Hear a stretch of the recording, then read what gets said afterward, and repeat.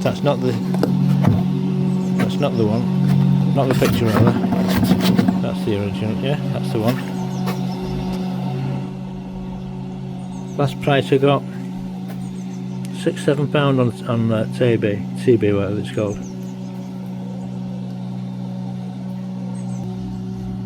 This is an inverter that converts the 18 volts of the hang on a minute. The 18 volts of the DeWalt 5 ampere hour, so that will last 2.5 to 3 hours, I would think, with that pump.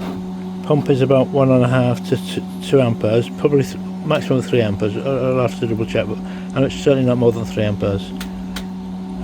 So that will give you at least 1.5 to 2 hours at least. This particular thing just plugs in to here. The DeWalt inverter changes from 18 volts to 12 volts.